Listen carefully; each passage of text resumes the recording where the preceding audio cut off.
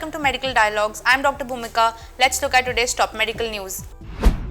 Alone time may heighten threat alert in children. People in their late teens experience an increased sensitivity to threats after just a few hours left in a room on their own, an effect that endures even if they are interacting online with friends and family. This is according to latest findings from a cognitive neuroscience experiment conducted at the University of Cambridge, which saw 40 young people aged 16 to 19 undergo testing before and after several hours alone, both with and without their smartphones. The findings are published in the journal Royal Society Open Science. Many countries have declared an epidemic of loneliness. The researchers set out to induce loneliness in teenagers and study the effects through a series of tests, from a Pavlovian test to electrodes that measure sweat. The key highlights of the study are: scientists detect a heightened threat vigilance reaction in adolescents after a few hours of isolation, which socializing online doesn't appear to ameliorate. They say the findings might shed light on the link between loneliness and mental health conditions such as anxiety disorders,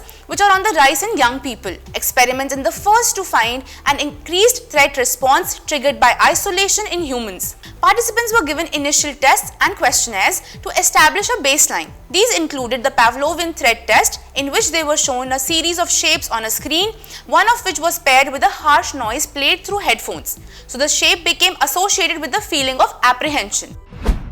Can daily midday walk improve brain health in middle age? Exercise has been shown to improve brain health and reduce the risk of cognitive decline and dementia over the long term. But engaging in everyday physical activity has immediate benefits for brain health, according to a new study from researchers in the Penn State College of Medicine.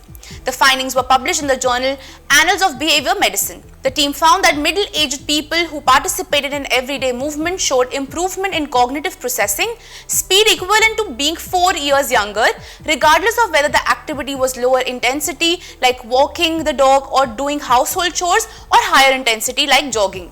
The research team leveraged smartphone technology to interact with participants multiple times during their regular daily lives using a protocol called ecological momentary assessment. Over the course of 9 days, participants checked in 6 times a day, approximately every 3.5 hours.